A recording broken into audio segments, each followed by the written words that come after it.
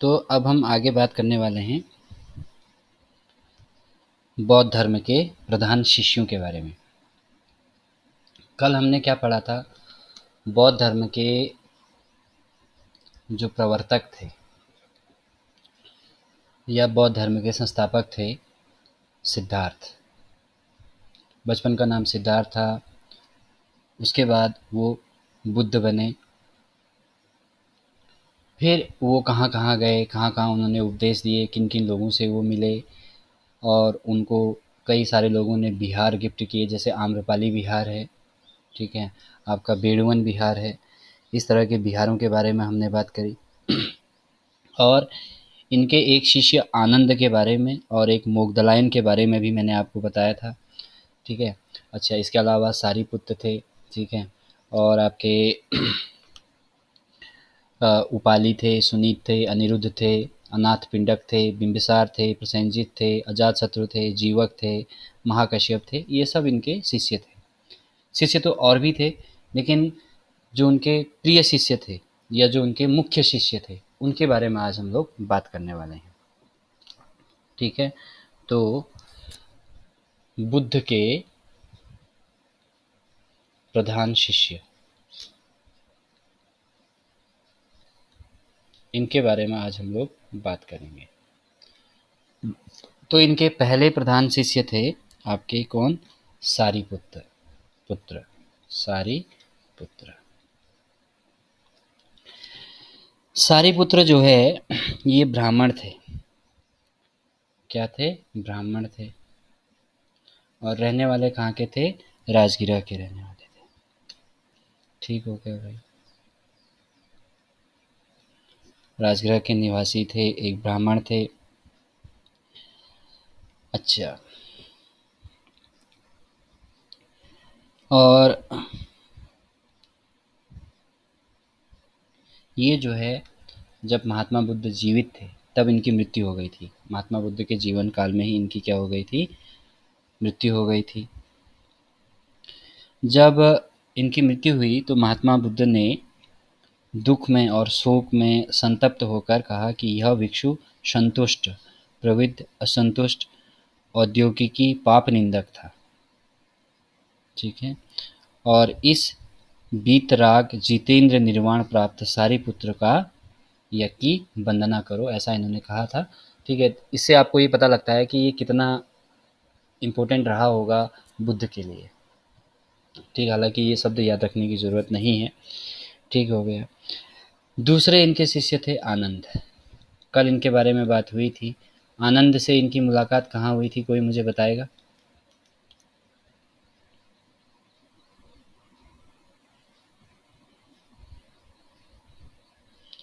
जब ये राजगीर में हुई थी क्या? हाँ, ठीक है, जब ये दोबारा कपिलवस्तु गए थे उसके बाद इनकी मुलाकात हुई थी, ठीक है। तो ये क्या था? बुद्ध का निजी निजी परिचारक था और परम शिष्य था, ठीक है। और ऐसा कहा जाता है कि ये संभवतः चचेरा भाई रहा होगा महात्मा बुद्ध का, ठीक हो गया।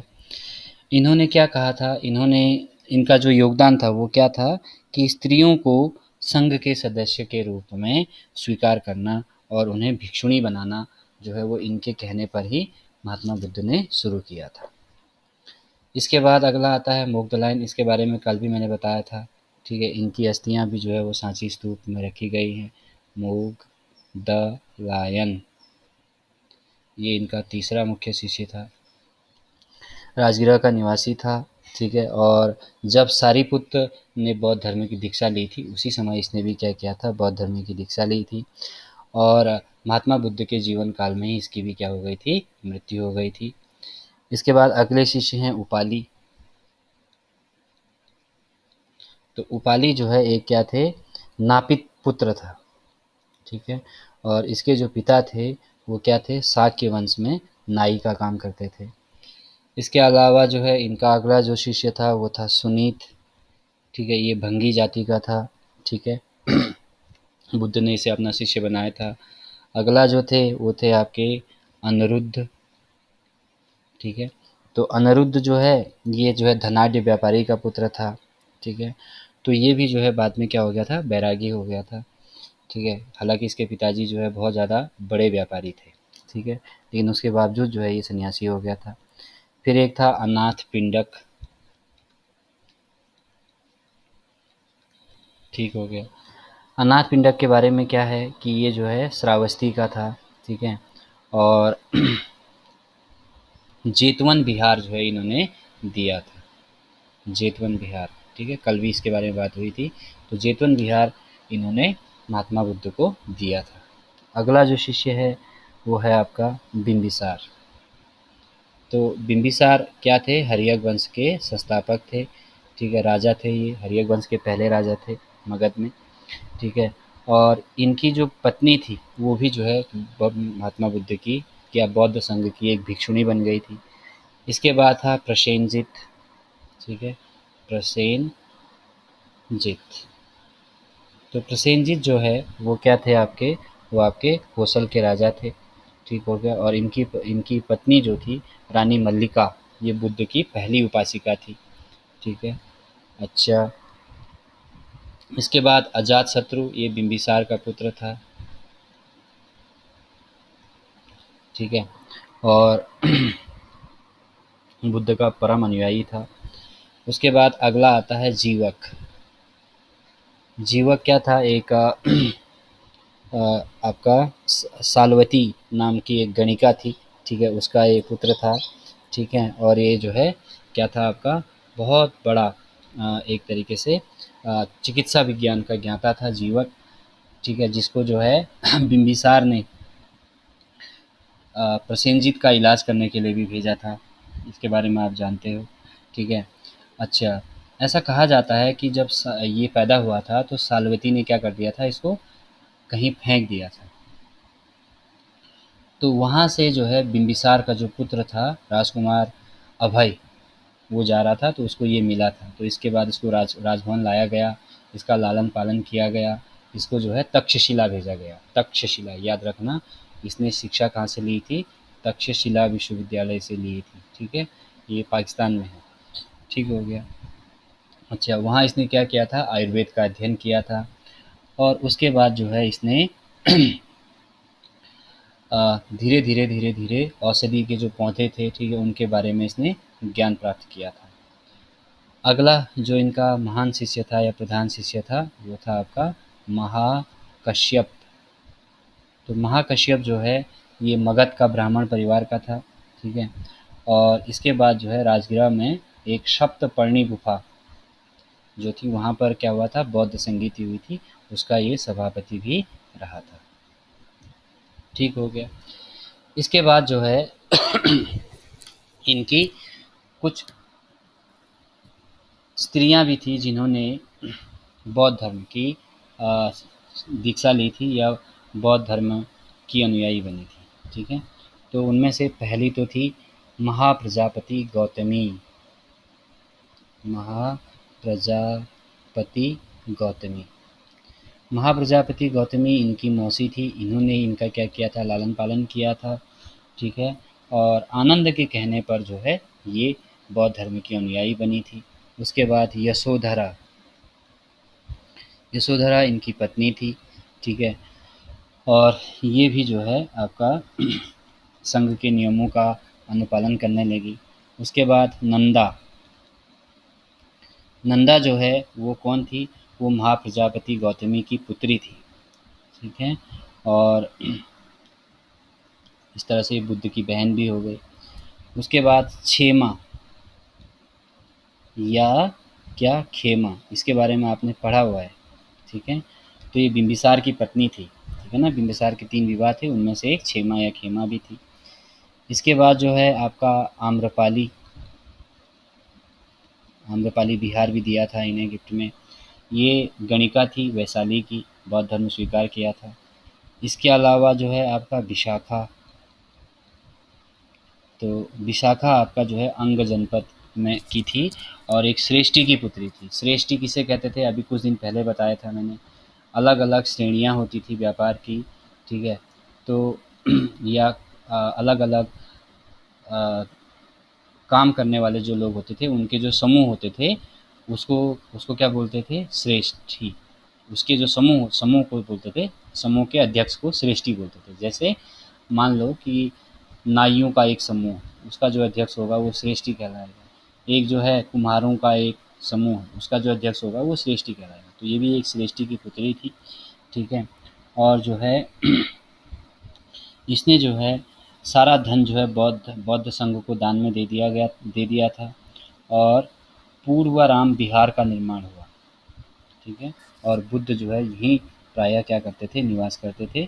तो विशाखा ने इनको क्या दिया था? पूर्वराम बिहार गिफ्ट में दिया था। ठीक हो गया। अच्छा, इसके बाद उस समय जो है कुछ लोगों ने बौद्ध धर्म का क्या किया था? विरोध भी किया था। तो प्रमुख विरोधी कौन था?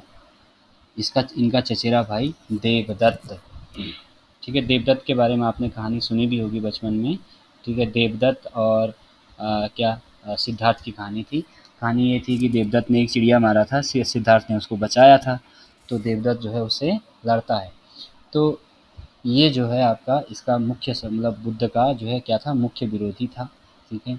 इसने मगध के जो सम्राट थे अजात शत्रु, उसको भी इसने कहा कि तुम भी जो है विरोध करो। लेकिन बाद में अजातशत्रु क्या हो गया? बुद्ध का शिष्य बन गया, ठीक है।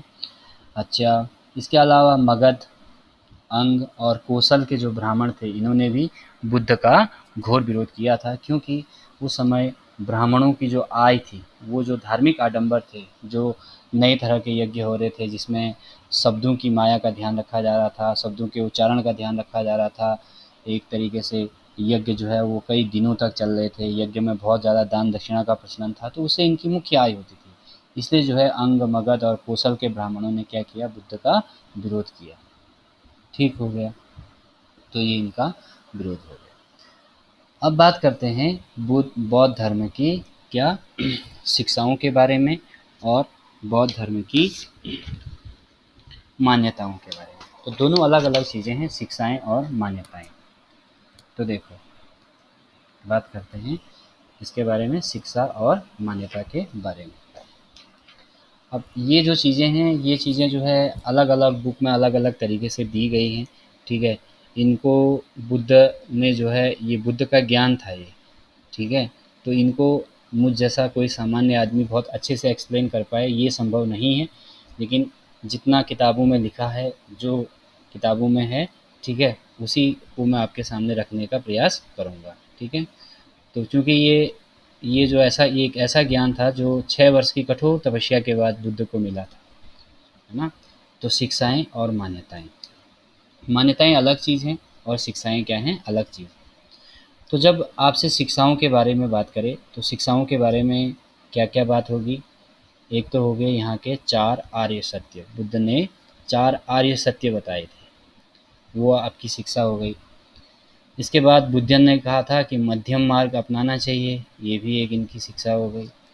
इसके बाद जो है अष्टांगिक मार्गों की बात की गई है, ठीक है। तो ये भी आपके क्या हो गए? शिक्षाएं हो गई, अष्टांगिक मार्ग।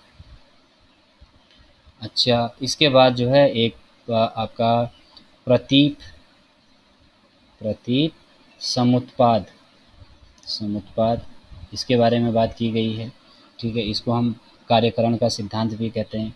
अगला है आपका पंचशील का सिद्धांत, ठीक है, पंचशील का सिद्धांत। और आपका मान ये अगला है 10 शील का सिद्धांत। ठीक हो गया। मान्यताओं की अगर हम बात करें तो मान्यता में हम क्या क्या पढ़ते हैं? बौद्ध धर्म जो है वो पुनर्जन्म को मानता था या नहीं मानता था, मूर्ति पूजा होती थी या नहीं होती थी, वेदों को मान्यता दी गई थी नहीं दी गई थी, कर्म कांड के बारे में क्या बोलते थे, ठीक है, और पुनर्जन्म के बारे में क्या बोलते थे, ये सब जो है मान्यताएं हैं। और शिक्षाएं ये हैं। तो शिक्षाओं में हम 1, 2, 3, 4, 5 और 6 चीज़ों के बारे में बात करेंगे। तो सबसे पहले हम बौद्ध धर्म की शिक्षाओं के बारे में बात करते हैं। तो शिक्षाओं में पहला पार्ट क्या है? 4 आर्य सत्य। 4 आर्य सत्य, ठीक है। तो 4 आर्य सत्य क्या थे जो बुद्ध ने बोले, ठीक है। तो पहला तो था इन 4 आर्य सत्यों में, पहला तो था दुःख। क्या था? दुःख। दूसरा क्या था आपका? उम,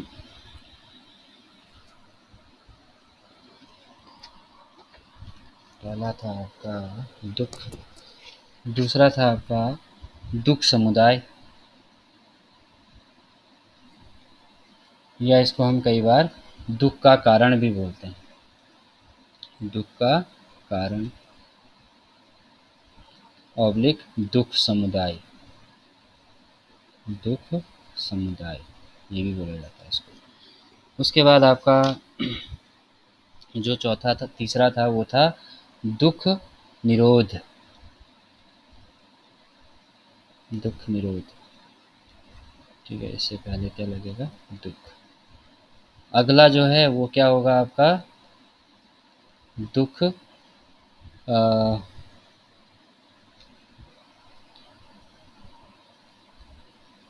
निरोध गामिनी प्रतिपदा, ये आपकी दूसरी चीज़ है। तो ये 4 चीज़ें आर्य सत्य हैं। देखो ये 2 चीज़ें जो हैं वो नेगेटिविटी दर्शाती हैं, ठीक है, और ये 2 चीज़ें जो है ये पॉजिटिविटी दर्शा रही हैं। तो भैया दुःख क्या है? तो इन 4 आर्य सत्यों के बारे में बात करते हैं। तो दुःख के बारे में अगर बात करें तो बुद्ध ने ये कहा कि भई जब हमारा कोई प्रिय आदमी हमसे बिछुड़ जाता है तो हमें दुःख होता है। जब कोई व्यक्ति इस संसार से चला जाता है, यानी किसी व्यक्ति की मृत्यु होती है, तो हमें दुःख होता है, ठीक है। वृद्धावस्था भी क्या है? एक दुःख है। जन्म भी एक दुःख है, ये बुद्ध ने कहा। बुद्ध ने क्या कहा? जन्म भी दुःख है, वृद्धावस्था भी दुःख है, कोई प्रिय व्यक्ति जो है बिछड़ जाता है वो भी दुःख है, कोई प्रिय व्यक्ति हमारा उसकी मृत्यु हो जाती है तो वो भी क्या है? एक दुःख है, ठीक है। तो ये संसार जो है पूरा क्या है? दुःखमय है। जब बुद्ध ने पूरे संसार को दुःख में डूबा हुआ देखा तो उन्होंने एक शब्द कहा, सब्बम दुखम। सब्बम दुखम, ठीक है, ये उन्होंने कहा भाई। तो ये पहला पॉइंट है, यानी कि दुख, जन्म भी एक दुख है, मृत्यु भी एक दुख है, बुढ़ापा भी या वृद्धावस्था भी एक दुख है, ये सब दुख में आता है। फिर आया दुख का कारण या दुख समुदाय। तो बुद्ध ने ये कहा कि दुख के बहुत कारण हैं। क्या क्या कारण है? दुख का जो मूल कारण है वो क्या है? तृष्णा और अज्ञानता, या यूं कह लो उन्होंने अज्ञानता पहले पहले कहा था। तो दुख का मुख्य कारण है अज्ञानता और तृष्णा। तृष्णा से क्या होता है? राग का उद्भव होता है, ये उन्होंने कहा। अगला उन्होंने ये कहा कि दुख के बहुत सारे चीज़ें हो सकती हैं, जैसे अविद्या हो सकती है, संस्कार हो सकते हैं, विज्ञान हो सकता है, नाम रूप हो सकता है, षडायतन हो सकता है। षडायतन मतलब हमारी 5 ज्ञानेंद्रियाँ और हमारा मन। स्पर्श हो सकता है, किसी को छूना, ठीक है। तृष्णा, उपादान, मतलब उपादान का मतलब होता है संसार के जो सुख हैं उनमें लिपटा रहना, सांसारिक विषयों में लिपटा रहना। भव यानी कि शरीर धारण करने की इच्छा, और जरा और मरण, ये सब जो है क्या है? दुख के कारण है। फिर बुद्ध ने इन दुखों के बारे में क्या कहा? अगला जो कारण, अगला जो चौथा आर्य सत्य है वो क्या है? आपका दुख निरोध। तो दुख निरोध का मतलब क्या हुआ कि भाई अ, दुखों का क्या हो सकता है? आपका समापन हो सकता है या दुख दूर हो सकते हैं। लेकिन दुख निवारण के लिए क्या है? तृष्णा का उन्मूलन होना बहुत ज़रूरी है। तृष्णा का मतलब क्या हुआ? इच्छा। तो अगर व्यक्ति जो है इच्छा को अगर त्याग दे तो दुख क्या हो सकता है आपका, कम हो सकता है। तो पहला तो उन्होंने बताया दुख, संसार में सब चीज़ें, सब सब मनुष्यों को दुख है। फिर उन्होंने दुख के कारण बताए। फिर चौथा उन्होंने बोला कि तीसरा उन्होंने बोला कि अगर दुख का निवारण करना है तो इच्छा को त्याग दो। फिर आया दुख निरोध गामिनी प्रतिपदा।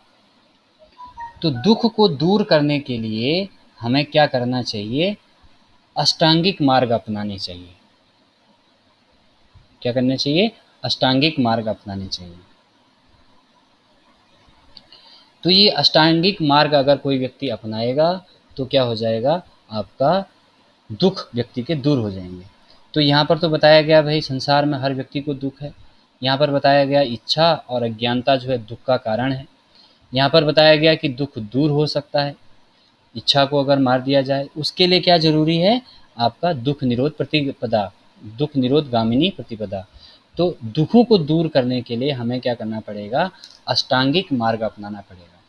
अब ये अष्टांगिक मार्ग भी जो है बुद्ध ने दिए हैं भाई। ये अष्टांगिक मार्ग क्या है, इनके बारे में बात करेंगे अभी। ठीक है, समझ में आ रहा है यहाँ तक जो मैं कहना चाहा, कुछ समझ में आया या नहीं आया? ठीक हो गया। तो मतलब मेरी बात पहुंच रही है ना आप तक। आपसे ये पूछेगा कि भाई अष्टांगिक मार्ग जो है किस आर्य सत्य से जुड़े हुए हैं। ठीक है, तो ये दुख निरोध गामिनी प्रतिपदा ये क्या था, चौथा आर्य सत्य था, उससे ये जुड़े हुए हैं अष्टांगिक मार्ग।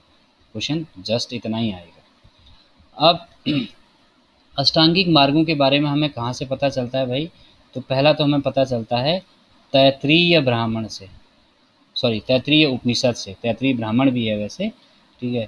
तैत्रीय उपनिषद से हमें इनके बारे में, अष्टांगिक मार्गों के बारे में पता चला है। अच्छा, ये जो अष्टांगिक मार्ग हैं इनको एक और चीज़, एक और नाम से जाना जाता है। क्या कहते हैं इसको, इसको कहते हैं बौद्ध भिक्षुओं का कल्याण मित्र। बौद्ध भिक्षुओं का कल्याण मित्र, ये इसको कहा जाता है। अब ये जो अष्टांगिक मार्ग थे, ठीक है, इनको 3 भागों में बांटा गया भाई। 3 भाग कौन कौन से, पहला आपका प्रज्ञा, दूसरा भाग इसका जो है वो है शील, और तीसरा भाग इसका जो है वो है आपका समाधि। अगर व्यक्ति के अंदर, या जो अष्टांगिक मार्ग है उनको 3 भागों में बांटा गया है, प्रज्ञा, शील और समाधि में। अब इसके बाद प्रज्ञा को 3 और भागों में बांटा गया है, और शील को भी आगे 3 अलग अलग भागों में बांटा गया है। ठीक है, तो प्रज्ञा के 3 भाग कौन कौन से हैं, पहला तो है सम्यक दृष्टि। सम्यक दृष्टि, ठीक हो गया। दूसरा है सम्यक संकल्प। सम्यक संकल्प, ठीक हो गया भाई, संकल्प, ठीक हो गया। और तीसरा है आपका सम्यक वाक,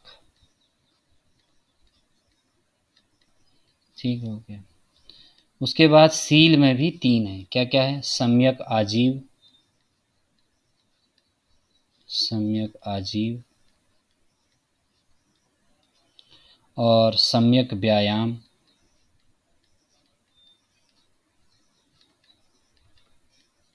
और अगला है आपका सम्यक कर्मांत।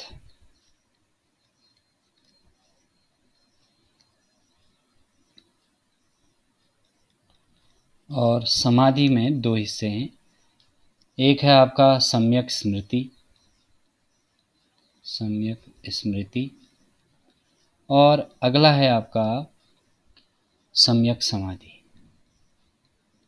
सम्यक समाधि, ठीक हो गया भाई। अब अष्टांगिक मार्ग को 3 भागों में बांटा गया है, प्रज्ञा, शील, समाधि। अष्टांगिक मार्ग किससे, कौन से आर्य सत्य से जुड़े हुए हैं, चौथे आर्य सत्य से जुड़े हुए हैं। अब इनके बारे में बात करते हैं, सम्यक दृष्टि क्या है। तो सम्यक दृष्टि का मतलब है कि देखो भाई हमें, हम रोज सुबह से लेकर शाम तक बहुत सारी चीज़ों को देखते हैं, लेकिन कई बार क्या होता है कि जिस चीज़ को हम जिस नज़र से देखते हैं या जिस दृष्टि से देखते हैं, ठीक है, वो उस तरह का नहीं होता है।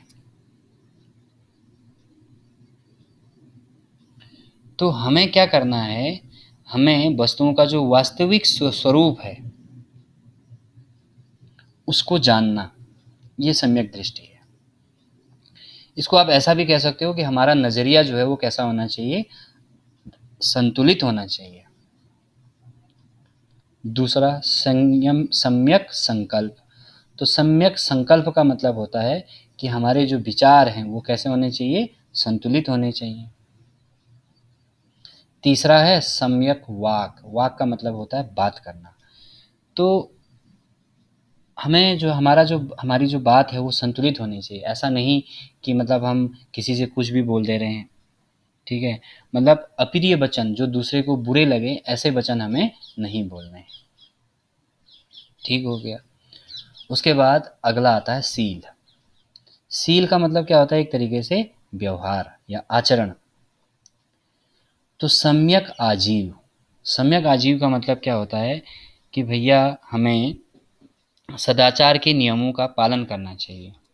ठीक है, सदाचार के जो नियम हैं उसके हिसाब से हमें अपना क्या करना चाहिए, जीवन जीना चाहिए। यानी कि हमारा जो आचरण है वो कैसा होना चाहिए, संतुलित होना चाहिए। फिर आता है सम्यक व्यायाम। सम्यक व्यायाम का मतलब यहाँ पर योग से या किसी व्यायाम से नहीं है। यहाँ पर इसका मतलब है कि हमारे जो कर्म हैं वो कैसे होने चाहिए, विवेकपूर्ण होने चाहिए, अच्छे कर्म होने चाहिए, ठीक है, सत्कर्म होने चाहिए। फिर है सम्यक कर्मांत। तो सम्यक कर्मांत का मतलब है कि हमें दान, दया, सत्य, अहिंसा, ये जो सत्कर्म है इनका क्या करना चाहिए, अनुकरण करना चाहिए। फिर आता है सम्यक स्मृति। तो सम्यक स्मृति में क्या आता है कि भाई जो समाज की जो मिथ्या धारणाएं हैं उनको भूलना, ऐसी बातें जो हमें दुख दिलाती हैं उन बातों को भूलना, मतलब हमें अपने फायदे की चीज़ों को याद रखना है, सम्यक स्मृति में ये कहा गया। फिर आता है सम्यक समाधि। तो सम्यक समाधि में ये कहा गया है कि भाई व्यक्ति को एकाग्र चित्त होकर क्या करना चाहिए, ध्यान में बैठना चाहिए, समाधि में बैठना चाहिए, ये इन्होंने कहा। इसके बाद आता है मध्यम मार्ग। देखो यहाँ पर हमने मध्यम मार्ग के बारे में बात की है। देखो जब हमने बताया था ये आपका कि जो उन्होंने क्या दिए थे हमें, सिद्धांत दी, शिक्षाएं दी थी, उसमें आपका क्या था, 4 आर्य सत्य थे। उसके बाद 4 अद्वैत सत्य के साथ, क्योंकि चौथे वाले के साथ जो है अष्टांगिक मार्ग जुड़े हुए थे तो मैंने पढ़ा दिया।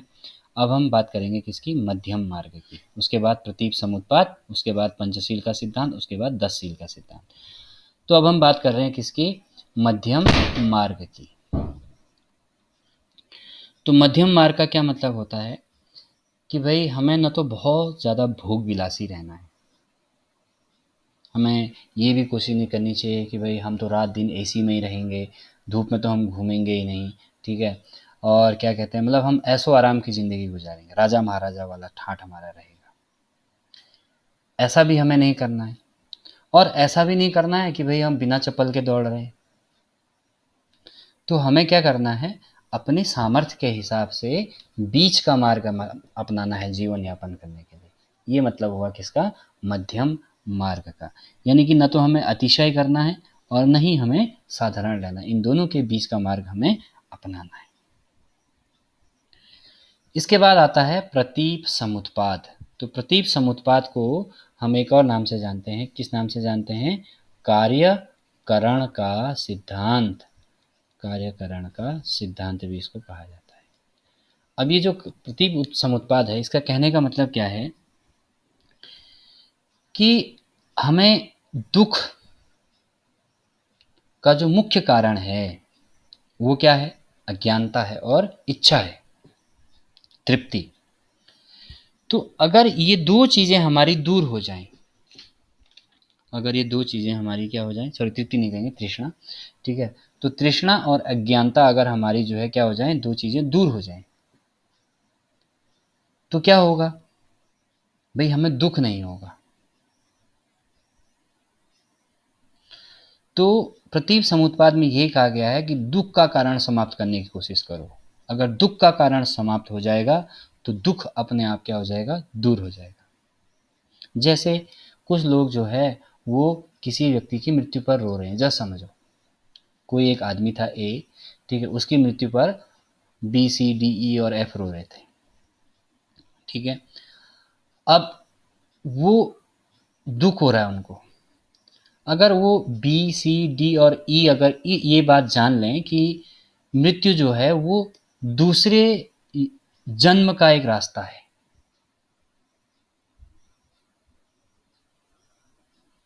मृत्यु क्या है, नवीन जीवन प्रारंभ करने का एक कारण है। अगर उनको ये पता होगा तो लोग क्या सोचेंगे कि भाई ठीक है, इस व्यक्ति की इस जन्म की जो यात्रा थी वो पूरी हो चुकी है, अब ये जो है दूसरी यात्रा अपनी शुरू कर रहा है। तो हो सकता है कि उनका दुख थोड़ा कम हो जाए। हालांकि दुख होने के तो और भी कारण होते हैं भाई, कोई आदमी अपना कोई प्रिय व्यक्ति होता है वो हमसे थोड़ा दूर जाता है, उसमें भी हमें दुख होता है, ठीक है। तो अगर कोई व्यक्ति ज़िंदगी भर दोबारा देखने को नहीं मिलेगा तो उसकी वजह से भी दुख हो सकता है।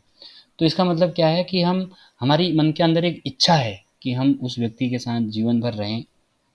अगर वो इच्छा हमारी अगर एक तरीके से ख़त्म हो गई या हम उस इच्छा को हम क्या कर लें, दबा लें अपने अंदर, या यूँ कह लें कि वो इच्छा जो है उसको हम किसी भी तरह से हम उससे निजात पा जाएँ, अपने मन को कुछ भी समझा के, तो हो सकता है कि हमारा दुःख क्या हो जाए, कम हो जाए।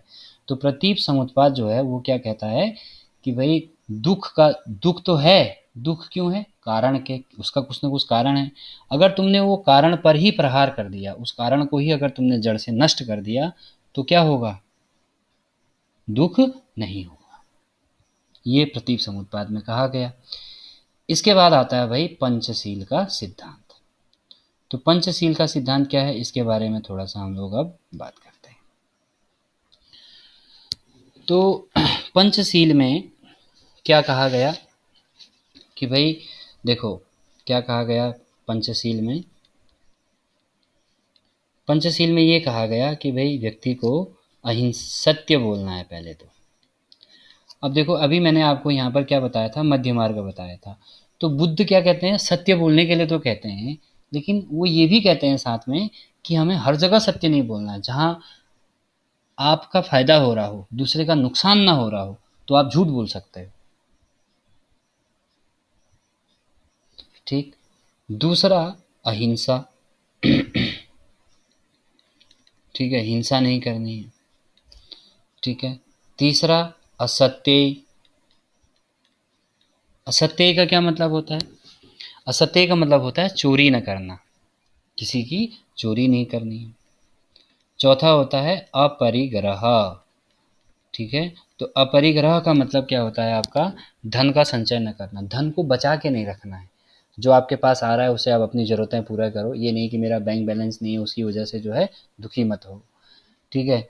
इसके बाद अगला आता है आपका ब्रह्मचर्य, ठीक है। अब ब्रह्मचर्य का मतलब ये नहीं है कि भाई व्यक्ति को जो है अपना घर त्याग देना है। ब्रह्मचर्य का मतलब ये है कि व्यक्ति को जो ज़रूरी है वही धार्मिक कार्य जो है या वही चीज़ व्यक्ति को करनी चाहिए। तो ये तो हो गए पंचशील का सिद्धांत। अब देखो जो हिंसा थी, अहिंसा जो थी, अहिंसा से क्या हुआ, व्यापारियों को बहुत फ़ायदा हुआ कि भाई आए दिन व्यापारियों में क्या रहता था, कोई ना कोई विवाद रहता था जिसकी वजह से कई बार जो है मारपीट हो जाती थी। तो इन सब शिक्षाओं से जब समाज में क्या होने लगा, फ़ायदा होने लगा, तो बुद्ध के अपने आप क्या हो गए, अनुयायी बढ़ गए। उसके बाद आता है आपका 10 शील का सिद्धांत, ठीक है। क्या आता है आपका 10 शील का सिद्धांत। तो 10 शील का सिद्धांत क्या है, वैसे बेसिकली बुद्ध ने पूरे ये 10 सिद्धांत दिए थे, उनमें से इन पाँचों को, पहले वाले जो 5 थे उसको हम पंचशील का सिद्धांत कह देते हैं। अगला छठा जो सिद्धांत है वो क्या है आपका, दोपहर बाद भोजन न करना, दोपहर बाद भोजन न करना। इसके अलावा इन्होंने क्या कहा, सातवां, सातवां कहा व्यभिचार न करना, किसी महिला के बारे में गलत न सोचना, इसको बोलते हैं व्यभिचार, व्यभिचार। अगला जो है उसको कहा गया मदिरा का सेवन न करना, मदिरा का सेवन न करना।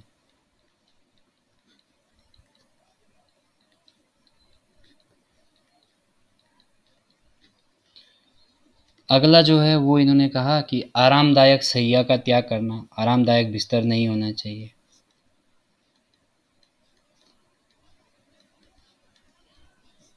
आरामदायक बिस्तर का त्याग करना। तीसरा है कीमती आभूषण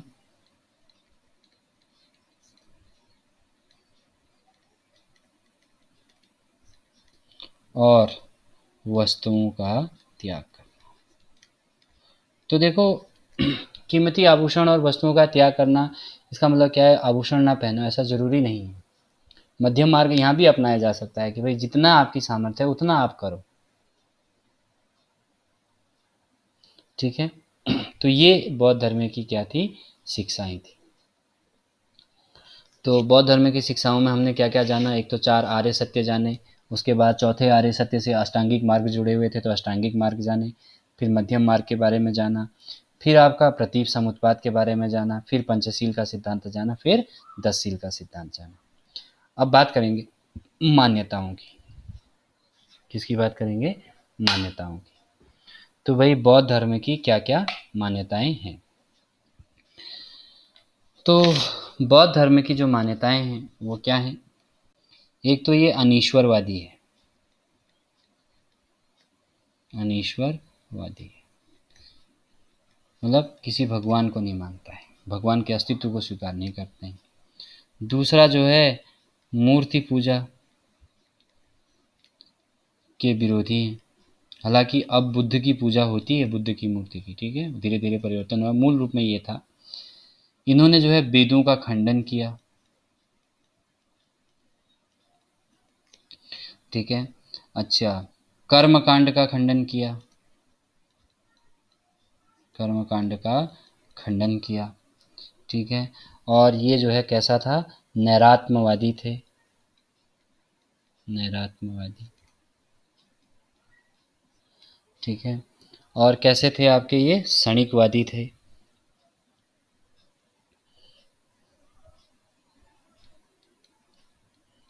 क्षणिकवादी थे, ठीक हो गया। इसके अलावा ये क्या थे? कर्मवादी थे, कर्म पर विश्वास रखते थे। इसके अलावा ये क्या करते थे? पुनर्जन्म पर विश्वास करते थे, पुनर्जन्म पर विश्वास करते थे, ताकि जो कर्मवादी होगा वो क्या करेगा? फल, कर्म को भोगने भोगने का प्रयास करेगा, ठीक है। अच्छा, इसके अलावा बौद्ध धर्म जो है वो ये मानता है कि मानव शरीर जो है वो 5 स्कंदों से बना है। किस किस से बना हुआ है? 5 स्कंद जो है वो क्या है? रूप, वेदना, ठीक है, संज्ञा और आपका संस्कार और विज्ञान, ठीक है। इससे जो है व्यक्ति का शरीर बना हुआ है, ऐसा ये मानते थे, ठीक है। और बाद में जो है मैंने आपको अभी ये बताया कि ये क्या है? अनात्मावादी है, अनात्मवादी जिसको हम कहते हैं, क्या बोलते हैं? एक इसका एक और भी वो है, मान्यता है, क्या है? अनात्मवादी है। लेकिन बाद में जो है ये इनका जो है एक शाखा है जिसको हम सामित्य कहते हैं, तो वो आत्मा को मानता है, ठीक है। अनात्मवादी या नैरात्मवादी बात एक ही है, ठीक है। अच्छा, और व्यक्ति जो है ये जो है कैसा है? देखो मैंने आपको बताया कर्मवादी है। तो कर्मवाद का मतलब क्या है? कर्मवाद का मतलब क्या है कि यहाँ व्यक्ति जो है वो कायिक, वाचिक और मानसिक चेष्टा, इन सब से जो है, जो हमारी मानसिक चेष्टाएं हैं, जो हमारी कायिक चेष्टाएं हैं, ठीक है, और जो आपके वाचिक चेष्टाएं हैं वो क्या कहलाती हैं? कर्म कहलाती हैं, ठीक है। अच्छा,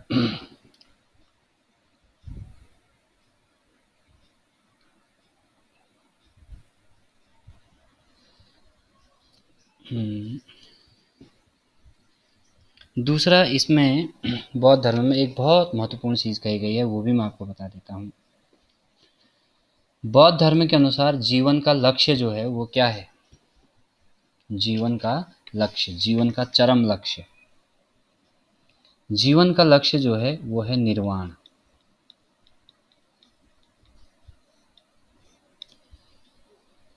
ठीक है, जीवन का परम लक्ष्य, परम लक्ष्य निर्वाण है। अब निर्वाण से क्या मतलब है?